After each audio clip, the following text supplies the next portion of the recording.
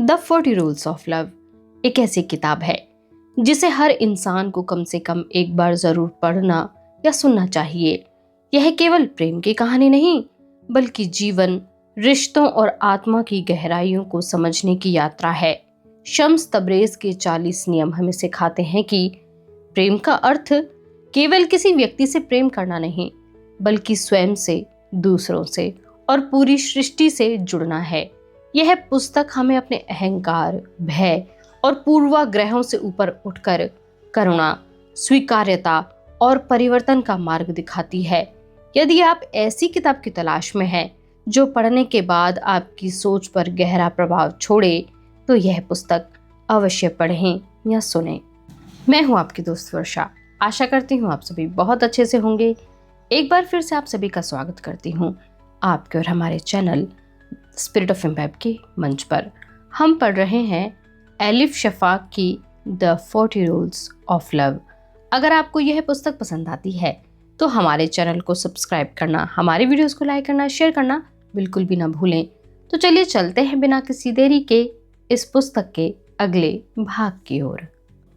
कीमिया, कौन्या, जनवरी 1246। मैंने शर्माते हुए शम्स तबरेज़ से बात करने का साहस जुटाया। मुझे थोड़ा पसीना आ रहा था। मैं काफी समय से कुरान के गहन अर्थ के बारे में उससे पूछना चाहती थी, लेकिन कई सप्ताह से मुझे मौका नहीं मिल रहा था। हालांकि हम एक छत के नीचे रहते थे, लेकिन हमारी मुलाकात नहीं होती थी। उस दिन सुबह मैं आंगन की सफाई कर रही थी कि तभी शम्स मेरे पास आ गया। वह अकेला था और शायद उसका भी बात करने का मन था। मैंने सोचा कि उससे बात करूंगी, फिर मैंने उसकी आंखों में आंखें डाल दी। कैसा चल रहा है कीमिया? उसने हल्के अंदाज में पूछा। मैंने देखा कि शम्स थोड़ा अलसाया हुआ था। शायद वह सोकर उठा था या उसने कोई दृश्य देखा होगा। मैंने भी उसके हाव भाव पढ़ने की समझ हासिल कर ली थी। वह कोई दृश्य देखता था तो उसका चेहरा पीला हो जाता और आंखें जैसे सपनों में खो जाती थीं। कोई तूफान आने वाला है, शम्स ने धीरे से कहा। वह आकाश की ओर देख रहा था। मैं बहुत दिनों से अपने मन में एक सवाल लिए बैठी थी। मुझे लगा कि सवाल पूछने का वह बिल्कुल उपयुक्त मौका था। मैंने कहा, आपको याद है आपने मुझसे कहा था कि हम कुरान को अपनी अपनी समझ के अनुसार पढ़ते हैं। उस दिन से मैं कुरान के चौथे स्तर के बारे में आपसे पूछना चाह रही थी। शम्स ने मुड़कर मेरी ओर देखा। मुझे वह ध्यान से देखता था तो मुझे अच्छा लगता था। वह ऐसा करते हुए बहुत आकर्षक लगता था। वह चौथा स्तर अवर्णनीय है, शम्स बोला। वह ऐसी अवस्था है जहां भाषा हमारा साथ देना छोड़ देती है। उसमें आप प्रेम के ऐसे क्षेत्र में पहुंच जाते हैं जहां आपको कुछ कहने की जरूरत नहीं पड़ती। काश मैं भी प्रेम के उस क्षेत्र में किसी दिन जा पाऊं। मेरे मुंह से निकल गई। फिर मुझे शर्मिंदगी हुई। मेरा मतलब है ताकि मैं कुरान को और गहराई से समझ सकूं। शम्स के चेहरे पर मुस्कान आ गई। फिर उसने कहा, अगर तुम्हारे अंदर यह इच्छा है तो मुझे विश्वास है कि ऐसा जरूर होगा। तुम उस चौथी सतह तक पहुंच पाओगी और तुम खुद वह धारा बन जाओगी। मैं इतने समय में उस भाव को भूल चुकी थी जो केवल शम्स मेरे अंदर पैदा कर सकता था। मैं जब भी उसके साथ होती तो मुझे दो तरह का आभास होता। मुझे नवजात शिशु जैसा लगता जो जीवन को नए सिरे से शुरू करने को इच्छुक है। साथ ही मुझे एक स्त्री होने का भी आभास होता था जो अपने भीतर नए जीवन की शुरुआत करने को तैयार है। अगर तुम्हारे अंदर इच्छा है से आपका क्या तात्पर्य है? मैंने पूछा। आप नियति की ओर इशारा कर रहे हैं? हाँ, मेरा यही मतलब है, शम्स ने हामी भरी। लेकिन नियति से क्या मतलब है? मैं तुम्हें यह तो नहीं बता सकता कि नियति क्या होती है, लेकिन यह जरूर बता सकता हूं कि नियति क्या नहीं होती है। सच कहूं तो इस सवाल के संदर्भ में एक नियम है। नियति का अर्थ यह नहीं होता कि सब पहले से निर्धारित है, इसलिए सब भाग्य पर छोड़ देना चाहिए। इस कायनात के संगीत में अपना योगदान सक्रिय रूप से न देना भी अज्ञानता का सूचक है। कायनात का संगीत सर्वत्र मौजूद है। उसके 40 अलग अलग स्तर हैं। तुम्हारी नियति उस स्तर पर है जहां रहकर तुम अपनी धुन बजाती हो। तुम्हें इसके लिए अपने साज बदलने की जरूरत नहीं, लेकिन तुम उस साज को कितने अच्छे ढंग से बजाती हो यह पूरी तरह तुम्हारे अपने हाथ में है। मुझे दुविधा हो रही थी। शम्स कुछ समझाना चाहता था, फिर उसने धीरे से मेरा हाथ अपने हाथ पर रखा और उसे दबा दिया। वह मेरी ओर देखकर बोला, मैं तुम्हें कहानी सुनाता हूँ। फिर उसने मुझे एक कहानी सुनाई। एक दिन एक युवती ने एक फकीर से पूछा कि भाग्य क्या होता है। फकीर ने कहा, मेरे साथ चलो, हम दोनों मिलकर दुनिया देखेंगे। वे दोनों एक जुलूस की ओर चल पड़े। वहां बहुत भीड़ थी। एक हत्यारे को फांसी दी जानी थी। फकीर ने औरत से पूछा, यह आदमी मार दिया जाएगा। किसी ने इस आदमी को पैसे दिए होंगे, जिसकी मदद से इसने हत्या के लिए हथियार खरीदा होगा, या इसलिए हो रहा है कि उसे किसी ने अपराध करने से नहीं रोका, अथवा इसलिए कि अपराध के बाद उसे किसी ने पकड़ लिया। इस मामले में तुम्हारे हिसाब के कारण और परिणाम कहाँ हैं? मैंने शम्स को टोकते हुए कहा, उस आदमी को फांसी इसलिए दी जा रही है क्योंकि उसने गलती की है। उसने जो किया वह उसकी सजा पा रहा है। कोई कारण है, इसीलिए उसका परिणाम है। कुछ चीजें अच्छी होती हैं तो कुछ चीजें बुरी, दोनों में फर्क होता है।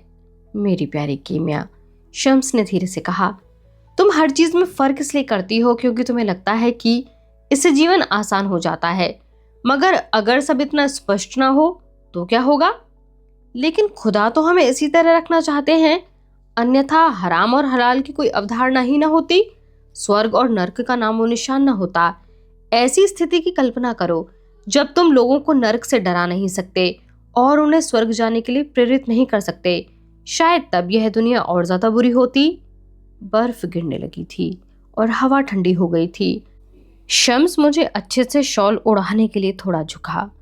एक पल के लिए मैं उसकी खुशबू से सराबोर हो गई। उसमें चंदन और भीगी मिट्टी की खुशबू आ रही थी। मुझे अपने भीतर अजीब सा खालीपन महसूस हो रहा था। मेरी टांगों के बीच में इच्छा पैदा होने लगी। यह कितना शर्मनाक था, फिर भी मुझे शर्मिंदगी नहीं हो रही थी। प्यार में सीमाएं खत्म हो जाती हैं, शम्स ने कहा।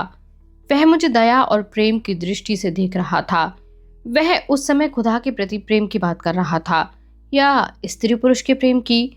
क्या यह संभव है कि वह हमारे बारे में बात कर रहा था? क्या हम दोनों की कोई बात हो सकती थी? शम्स मेरे विचारों से अनजान था। उसने कहा, मैं हराम या हलाल की परवाह नहीं करता। मेरा बस चलता तो मैं नर्क की आग बुझा देता और स्वर्ग में आग लगा देता, ताकि लोग प्रेम के अलावा किसी और कारण से खुदा से प्रेम ना करते। तुम्हें ऐसी बातें नहीं करनी चाहिए। लोग बड़े बुरे हैं, हर आदमी तुम्हारी बात नहीं समझेगा, मैंने कहा। शम्स के चेहरे पर बहादुरी भरी मुस्कान थी।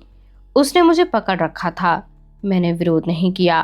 तुम्हारी बात ठीक है, लेकिन क्या तुम्हें ऐसा नहीं लगता कि मुझे इसी कारण से अपनी बात और ज्यादा खुलकर कहनी चाहिए? संकीर्ण विचारधारा के लोग वैसे भी बहरे होते हैं। मैं जो कहूंगा उनके कानों को वह सब खुदा की निंदा की तरह सुनाई पड़ेगा। तुम जो कहते हो मुझे वह सब बहुत अच्छा लगता है। शम्स ने मुझे अविश्वास और आश्चर्य से देखा, लेकिन उससे ज्यादा मुझे हैरानी हो रही थी। मैंने उसे यह बात कैसे कह दी?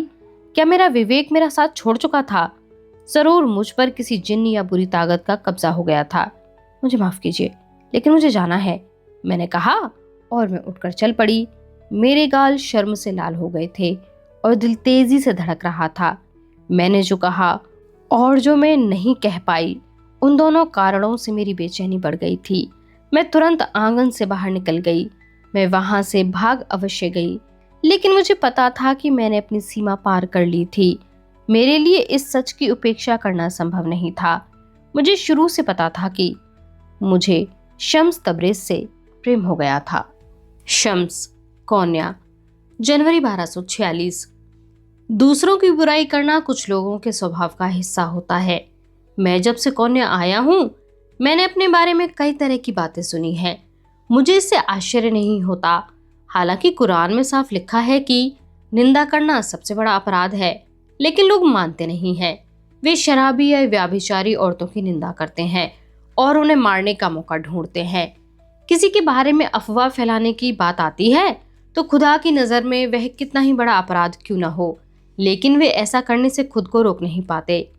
इससे मुझे एक कहानी याद आती है।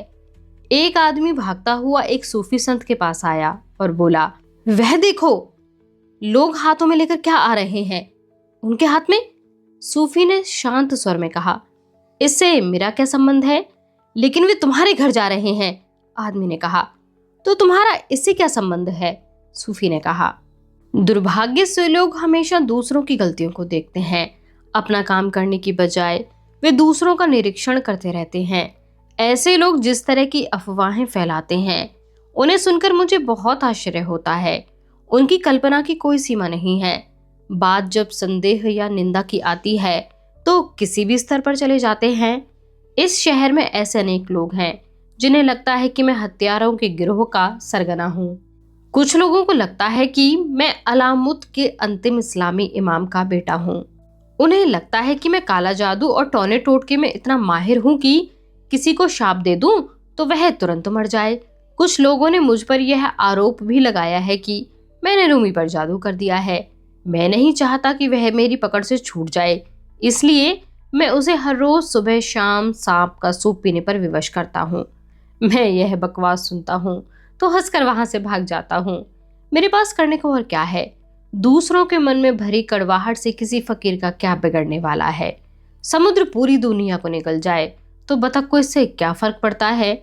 इसके बावजूद मैंने देखा है कि मेरे आसपास के लोग परेशान रहते हैं। सुल्तान वलाद को मुझसे काफी परेशानी है। वह बड़ा समझदार युवक है और मुझे विश्वास है कि एक दिन वह अपने पिता का दायां हाथ बन जाएगा। कीमिया बहुत प्यारी है, वह भी बड़ी चिंतित रहती है। इन अफवाहों की बुरी बात यह है कि रूमी की बदनामी हो रही है। मेरी तरह उसे लोगों की निंदा सुनने की आदत नहीं है। मैं उसे अज्ञानी लोगों की बातों से परेशान होता देखता हूँ तो मुझे बुरा लगता है। मौलाना भीतर से बहुत सुंदर है, जबकि मेरे अंदर सुंदरता और कुरूपता दोनों मौजूद है। मेरे लिए दूसरों की कुरूपता से निपटना आसान है, लेकिन इसमें मुश्किल होती है। गंभीर वार्तालाप करने वाले समझदार विद्वान के लिए अज्ञानी लोगों की बेकार बातें सुनना सचमुच मुश्किल होता होगा। इसीलिए मोहम्मद पैगंबर ने कहा कि दुनिया में 3 तरह के लोगों पर दया करनी चाहिए। पहला, अमीर आदमी जो दौलत खो चुका है। दूसरा, ऐसा कोई सम्मानित व्यक्ति जिसका सम्मान चला जाए। और तीसरा, वह विद्वान जिसके आसपास अज्ञानी मौजूद हों। फिर भी मुझे लगता है कि इसमें रूमी की भलाई है। निंदा से चोट जरूर पहुंचती है, लेकिन रूमी के अंदरूनी रूपांतरण के लिए यह बहुत जरूरी है। उसे जीवन भर प्रशंसा और सम्मान मिलता रहा और उसे बहुत यश भी मिला है। वह नहीं जानता कि गलत समझे जाने और दूसरों के मुंह से निंदा सुनने पर कैसा महसूस होता है। उसने अकेलेपन और कमजोरी को भी कभी महसूस नहीं किया है। उसके अहंकार को कभी चोट नहीं पहुंची, वह कभी आहत नहीं हुआ, लेकिन उसे यह सब महसूस करने की जरूरत है। निंदा से दुख जरूर होता है, लेकिन वह जीवन में आगे बढ़ने का तरीका है। यह 30वां नियम है जो कहता है, सच्चा सूफी वही है जिस पर गलत तरीके से आरोप लगे, जिस पर हमला किया जाए, उसकी निंदा की जाए, फिर भी वह धैर्यपूर्वक सब बर्दाश्त करे, किसी के खिलाफ बुरी बात ना कहे। एक सूफी आरोप को स्वीकार करने से बचता नहीं है। अगर मैं की भावना नहीं है तो विरोधी या प्रतिद्वंदी या अन्य होने का कोई सवाल ही पैदा नहीं होता। जब सब कुछ एक है तो किसी दूसरे को दोष कैसे दे सकते हैं? एला, नॉर्थम्पटन, 17 जून 2008। प्रिय एला, आप इतनी दयालु हैं कि आपने मुझे और बातें बताने को कहा। सच कहूं तो जीवन के इस समय के बारे में लिखना आसान नहीं है, क्योंकि इससे बुरी यादें लौट आती हैं। फिर भी मैं इसे लिख रहा हूँ। मार्गोट की मृत्यु के बाद मेरे जीवन में नाटकीय परिवर्तन हुआ। मैं तरह तरह के व्यसनों में फंस गया। मेरी रातें पार्टियों में डांस करके बीतने लगीं। मुझे जिन चीज़ों की ज़रूरत नहीं थी, मैंने उन सब गलत जगहों पर आराम पाने की कोशिश की। मैं निशाचर हो गया था। मैंने गलत लोगों से दोस्ती की, अजनबियों के साथ सोने लगा और कुछ ही महीनों में मेरा वजन 25 पाउंड कम हो गया। मैंने पहली बार नशे का सेवन किया तो मुझे उल्टी आ गई। मैं इतना बीमार हो गया कि पूरा दिन उठ नहीं सका। मेरे शरीर ने उस ड्रग को स्वीकार नहीं किया। इससे पहले कि मैं कुछ समझ पाता, मैंने ड्रग को सूंघने की बजाय उसके इंजेक्शन लेने शुरू कर दिए। अफीम, हशीश, कोकिन, मेरे हाथ को जो लगा मैंने सब लिया। बहुत जल्द मेरी जिंदगी बर्बादी के कगार पर पहुंच गई। मैं शारीरिक और मानसिक रूप से पूरी तरह टूट गया था। मैंने खुद को संभालने का हर संभव प्रयास किया। मुझे ज्यादा नशा होता तो मैं आत्महत्या की योजना बनाने लगता था। मैंने सुकरात की तरह हेमलॉक जहर भी लेने की कोशिश की, लेकिन उसका मुझ पर असर नहीं हुआ, या फिर वह नकली था। शायद दुकान वाले ने मुझे हरी चाय बेच दी और मेरा मजाक उड़ाया। मैं सोकर उठता तो मेरी बगल में कोई अजनबी होता था, लेकिन मेरे भीतर का खालीपन दूर नहीं हुआ। औरतों ने मेरी बहुत देखभाल की, कुछ मुझसे छोटी तो कुछ उम्र में बहुत बड़ी थी। मैं उनके घर में रहता था, उनके साथ सोता था और छुट्टियों में समय बिताता था। वे खाना पकाती और मैं खाता था, उनके पतियों के कपड़े पहन लेता था, उनके क्रेडिट कार्ड से खरीदारी करता था, और बदले में उन्हें देने को मेरे पास जरा सा भी प्यार नहीं था। मैंने जो जीवन अपने लिए चुना, उसका दुष्प्रभाव जल्द देखने को मिला। मेरी नौकरी चली गई, मैंने अपने दोस्तों को खो दिया और आखिरकार वह घर भी चला गया जहां मैंने और मार्गोट ने अच्छे दिन बिताए थे। एक समय आया जब मैं जीवन शैली को अधिक बर्दाश्त नहीं कर सकता था। ड्रग्स और व्यभिचार से भरे मेरे जीवन के अनेक वर्ष ऐसे ही बीत गए। मेरी दुर्दशा हो गई थी। मैं जो था उसकी छाया बनकर रह गया था। एक दिन मैंने खुद को आईने में देखा। मेरी उम्र का कोई लड़का शायद ही इतना थका और उदास होगा। मैं दोबारा बिस्तर में लेट गया और बच्चों की तरह रोने लगा। उस दिन मैंने उन कुछ बक्सों का टटोला जिनमें मार्गोट की कुछ अन्य चीजें रखी थीं। उसकी किताबें, कपड़े, रिकॉर्ड, हेयर पिन, कुछ नोट्स और तस्वीरें। मैंने सब सामान बक्से में रखकर शरणार्थियों के बच्चों को दे दिया, जिनके लिए मार्गोट हमेशा चिंतित रहती थी। यह 1977 की बात है। खुदा के भेजे कुछ लोगों की मदद से मुझे एक ट्रैवल मैगजीन में फोटोग्राफर की नौकरी मिल गई। इस तरह मैं उत्तरी अफ्रीका की अपनी यात्रा पर निकला। मेरे पास एक कैनवास का सूटकेस और मार्गोट की फ्रेम की हुई तस्वीर थी। मैं उस आदमी से दूर चला जाना चाहता था जो मैं बन चुका था। मेरी एक अंग्रेज से मुलाकात हुई जिसने मुझे एक बढ़िया सुझाव दिया। उसने मुझसे पूछा कि क्या मैं पहला पश्चिमी फोटोग्राफर बनना चाहता हूँ जो इस्लाम के पवित्र शहरों में जाएगा। मुझे नहीं पता कि वह क्या बात कह रहा था। उसने कहा कि सऊदी अरब का एक कानून है जिसके चलते गैर मुसलमान लोग मक्का और मदीना में प्रवेश नहीं कर सकते थे। ईसाइयों और यहूदियों को भी वहां जाने की अनुमति नहीं थी। वहां जाने का केवल एक ही तरीका था, चुपचाप घुस जाना। अगर पकड़े गए तो जेल या उससे भी बुरा। मैं उसकी बात ध्यान से सुनता रहा। वर्जित क्षेत्र में घुसपैठ करने का रोमांच और कुछ ऐसा करने की इच्छा जो पहले किसी ने कभी नहीं किया, इस ख्याल ने मुझे रोमांचित कर दिया। साथ में ख्याति और पैसा भी मिलने वाला था। मुझे उस अंग्रेज का सुझाव अच्छा लगा। उसने मुझे बताया कि मैं यह अकेले नहीं कर पाऊंगा और मुझे किसी जानकार व्यक्ति की जरूरत पड़ेगी। उसने मुझे सुझाव दिया कि मुझे उस इलाके के सूफी भाइयों से संपर्क करना चाहिए। उसने कहा, कौन जाने उनमें से कोई तुम्हारी मदद को तैयार हो जाए। उस समय मुझे सूफी बात के बारे में कुछ पता नहीं था और मुझे जानने की जरूरत भी नहीं थी। अगर वे लोग मेरी मदद कर सकते थे तो मुझे सूफियों से मिलने में ऐतराज नहीं था। मेरे लिए तो वे लक्ष्य तक पहुंचने का माध्यम थे। एला, जीवन बहुत विचित्र है। आखिरकार मैं मक्का या मदीना नहीं जा पाया, न तब और न उसके बाद फिर कभी। मैंने इस्लाम धर्म अपना लिया, उसके बाद भी मैं वहां नहीं गया। नियति ने मेरे लिए और कोई रास्ता तय कर रखा था। यह मेरे जीवन का अप्रत्याशित मोड़ था और उसने मुझे इतना बदल दिया कि कुछ समय बाद मेरे लिए मेरा प्राथमिक लक्ष्य महत्वहीन हो गया। हालांकि मैं शुरू में केवल भौतिक लाभ के कारण यात्रा पर निकल चुका था, लेकिन जब यात्रा समाप्त हुई तो मैं पूरी तरह बदल चुका था। जहां तक सूफियों की बात है, कौन जानता था कि मैंने जिसे अपने लक्ष्य तक पहुंचने का केवल माध्यम समझा था, वही बाद में मेरा लक्ष्य बन जाएगा। मेरे लिए जीवन का यह अंश सूफी के यू अक्षर के समान है। तुम्हारा अजीज वैश्या, डेजर्ट रोज, कोन्या, फरवरी 1246। मैंने जिस दिन वैश्यालय छोड़ा वह पिछले 40 सालों का सबसे ठंडा दिन था। उस इलाके की पतली और घुमावदार गलियां बर्फ की चादर से चमक रही थी। घरों की छतों और मस्जिदों के मीनारों से बर्फ के झूमर खतरनाक सौंदर्य बिखेरते हुए लटक रहे थे। दोपहर तक ठंड इतनी बढ़ गई थी कि सड़कों पर बैठी बिल्लियां तक जम गईं और उनकी मूछें बर्फ के पतले धागों के समान नजर आने लगीं और बहुत से पुराने घर बर्फ के वजन से ढह चुके थे।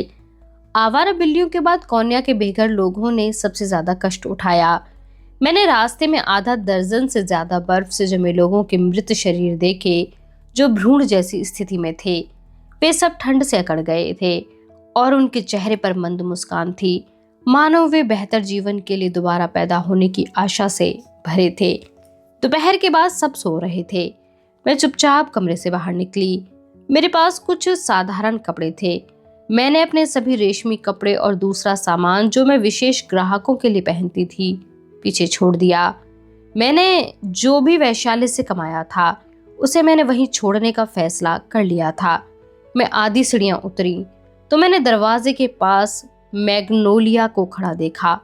वह तंबाकू चबा रही थी जिसकी वह आदी थी। वह वैशाली की अन्य सभी लड़कियों से ज्यादा उम्र की थी और उसे बीच बीच में गर्मी लगती थी। वह रात में करवटें बदलती रहती थी। किसी से छिपा नहीं था कि उसकी उम्र ज्यादा हो गई थी और उसका स्त्रीत्व सूखने लगा था। कम उम्र की लड़कियां मजाक में कहती थीं कि उन्हें मैग्नोलिया से ईर्ष्या होती थी क्योंकि उसे मासिक धर्म की या गर्भवती होने या गर्भपात कराने की चिंता नहीं करनी पड़ती थी। वह किसी के साथ भी सो सकती थी, लेकिन हम जानते थे कि बड़ी उम्र की वेश्याओं के जीवित बचने की संभावना बहुत कम होती है। मैंने मैग्नोलिया को रास्ते में खड़ा देखा तो मैं समझ गई कि मेरे पास दो ही विकल्प थे। मैं अपने कमरे में वापस लौट जाऊं और भागने का ख्याल छोड़ दूं, या उस दरवाजे के पार निकल जाऊं और इसके परिणाम के लिए तैयार रहूं। मैंने दूसरा विकल्प चुना। हेलो मैग्नोलिया, क्या तुम्हारी तबीयत ठीक है? मैंने सहजता से कहा। मैग्नोलिया पहले तो मुझे देखकर खुश हुई, फिर अचानक उसका भाव बदल गया। उसने मेरे हाथ में बैग देख लिया था। झूठ बोलने का कोई मतलब नहीं था। उसे पता था कि मालकिन ने मुझे कमरा छोड़ने से मना किया है और वैश्यालय से बाहर जाने का तो सवाल ही नहीं था। क्या तुम यहाँ से जा रही हो? मैग्नोलिया ने हैरानी से पूछा। मैंने कुछ नहीं कहा। मैं चुपचाप खड़ी रही। विकल्प चुनने की बारी अब मैग्नोलिया की थी। वह मुझे रोक सकती थी और सबको मेरी योजना के बारे में सावधान कर सकती थी, या चुपचाप मुझे निकल जाने दे सकती थी। मैग्नोलिया कुछ देर मुझे देखती रही। रोज, तुम अपने कमरे में लौट जाओ, उसने कहा। तुम यहाँ से जाओगी तो मालकिन तुम्हारे पीछे जैकल हेड को भेज देगी। क्या तुम्हें नहीं पता? उसने वह वाक्य पूरा भी नहीं कर पाई। वैश्यालय का अलिखित नियम था, हम आमतौर पर पहले काम कर चुकी लड़कियों की दुर्भाग्यपूर्ण घटनाओं के बारे में बात नहीं करते थे। यदि कभी ऐसा करना भी पड़ता तो हम उनका नाम नहीं लेते थे। उन्हें कब्र में परेशान करना गलत था। उन्होंने जीवन में काफी कष्ट सह लिया था, इसलिए उन्हें आराम करने देना बेहतर था। अगर तुम यहाँ से निकल भी गई तो तुम जिंदा कैसे रहोगी? क्या काम करोगी? मैग्नोलिया ने कहा। तुम भूखी मर जाओगी। मैंने देखा मैग्नोलिया की आंखों में डर था। उसे मेरे असफल हो जाने या मालकिन द्वारा मुझे सजा देने का डर नहीं था, बल्कि यह डर था कि शायद मैं भागने में सफल हो जाऊंगी। उसने देखा कि मैं उस काम को करने वाली थी जिसे करने का बाकी लोग केवल सपना देखते हैं। वह स्वयं भी यह नहीं कर पाई और इसीलिए उसके मन में मेरी हिम्मत के लिए सराहना और नफरत दोनों थे। मेरे मन में एक पल के लिए दुविधा पैदा हुई। अगर शम्स तबरेज की बात दिमाग में न गूंजती तो शायद मैं वापस लौट जाती। मुझे जाने दो मैग्नोलिया, मैंने कहा। मैं यहाँ बिल्कुल नहीं रुकूंगी। वेवर्स की मार सहने और मौत से सामना करने के बाद मुझे लगा कि मैं पूरी तरह बदल चुकी थी। मेरे अंदर किसी तरह का डर बाकी नहीं था। मुझे किसी की परवाह भी नहीं थी। जीवन का जो हिस्सा शेष था मैं उसे ईश्वर को समर्पित कर देना चाहती थी। वह चाहे एक दिन हो या आने वाले कई वर्ष, इससे मुझे फर्क नहीं पड़ता। शम्स तबरेज ने कहा था कि आस्था और प्रेम इंसान को साहस देते हैं क्योंकि यह दिल से डर और बेचैनी को मिटा देते हैं। मुझे शम्स तबरेज की बात का अर्थ समझ में आ गया था। सबसे आश्चर्य की बात यह थी कि मैग्नोलिया को भी यह बात समझ में आ गई थी। उसने मुझे दर्द भरी दृष्टि से कुछ देर देखा और फिर वह एक तरफ हट गई। उसने मुझे बाहर जाने का रास्ता दे दिया था। एला, नॉर्थम्पटन, 19 जून 2008। प्रिय एला, इस उदारता के लिए धन्यवाद। मुझे खुशी है कि तुम्हें मेरी कहानी पसंद आई और तुम इस बारे में इतना सोचती हो। मैं अपने अतीत के विषय में ज्यादा बात नहीं करता। अजीब बात यह है कि तुम्हारे साथ इसे साझा करके मुझे हल्का महसूस हो रहा है। मैंने वर्ष 1977 की गर्मियों का मौसम मोरक्को में सूफियों के एक समुदाय के साथ बिताया था। मेरा कमरा सफेद रंग का छोटा और सामान्य था। उसमें जरूरत का ही सामान था। सोने के लिए एक चटाई, तेल का एक दीपक, जाप की एक माला, खिड़की के नजदीक रखा गुलदस्ता, बुरी नजर से बचाने के लिए एक टोटका और लकड़ी का टेबल था। उसकी दराज में रूमी की रखी हुई शायरी की किताबें थीं। उसमें टेलीफोन, टेलीविजन या घड़ी या बिजली नहीं थी। मुझे इसकी जरूरत भी महसूस नहीं हुई। मैं इस तरह के छोटे घरों में कई दिनों तक रह चुका हूँ, इसलिए मुझे नहीं लगा कि फकीरों के इस छोटे से सराय में रहने में मुझे कोई परेशानी होगी। पहले ही दिन शाम को गुरु समीद मेरे कमरे में आए और उन्होंने मुझसे बात की। उन्होंने कहा कि उन्हें मेरे वहां रहने से अच्छा लगा, लेकिन रहने की एक शर्त थी। वहां नशा करने पर पूरी तरह पाबंदी थी। मुझे ऐसा लगा जैसे किसी छोटे बच्चे को बिस्कुट के डिब्बे से बिस्कुट निकालते पकड़े जाने पर लगता होगा। समीद ने मुझे भी पकड़ लिया था। मुझे चेहरे पर जलन महसूस होने लगी। इन्हें कैसे पता लगा? क्या इन्होंने मेरे गैर मौजूदगी में मेरे सामान की तलाशी ली? गुरु ने जो उसके बाद कहा वह मैं कभी नहीं भूलूंगा। वह बोले, हमें यह सब जानने के लिए तुम्हारे सामान की तलाशी लेने की जरूरत नहीं है। तुम नशा करते हो, तुम्हारी आंखें नशेड़ी की आंखें हैं। एला, तुम एक मजेदार बात बताऊं? उस दिन से पहले मैंने कभी ऐसा नहीं सोचा था। मुझे विश्वास था कि मेरी जिंदगी मेरे काबू में थी और नशा मुझे समस्याओं से जूझने में मदद करता था। परंतु बाद में गुरु समीत ने कहा कि दर्द को दबाना उसका उपचार करना नहीं होता। एनेस्थीसिया का असर खत्म होने पर दर्द फिर लौट आता है। मुझे पता है कि वह ठीक कह रहे थे। मैंने कसम खाई और नशे की सब सामग्री उन्हें सौंप दी, यहाँ तक कि नींद की दवाइयां भी दे दी। लेकिन बहुत जल्द साफ हो गया कि मेरा संकल्प मजबूत नहीं था। मैं वहां 4 महीने रुका और उस दौरान मैंने कई बार अपना वादा तोड़ा और दर्जनों मौकों पर मैंने नशा किया। किसी व्यक्ति को नशे की आदत पड़ जाए तो उसके लिए नशा खोजना मुश्किल नहीं होता। एक दिन मैं नशे की धुत हालत में सराय लौटा तो भीतर से दरवाजे बंद थे। मुझे बगीचे में सोना पड़ा। अगले दिन गुरु समीर ने मुझसे कुछ नहीं कहा। मैंने भी उनसे माफी नहीं मांगी। कुछ एक ऐसी घटनाओं को छोड़ दें तो मेरा समय सूफियों के साथ अच्छा बीता। शाम के समय मुझे अच्छा लगता था। हालांकि मुझे कई लोगों के साथ एक छत के नीचे रहने की आदत थी, फिर भी वहां कुछ था जिसे मैंने पहले कभी अनुभव नहीं किया। वह थी भीतरी शांति।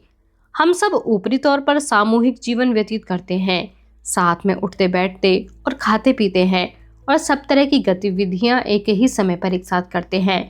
लेकिन अंदर तक कहीं हमसे उम्मीद की जाती थी कि हमें प्रोत्साहन भी दिया जाता था कि हम अकेले रहें और आत्मचिंतन करें।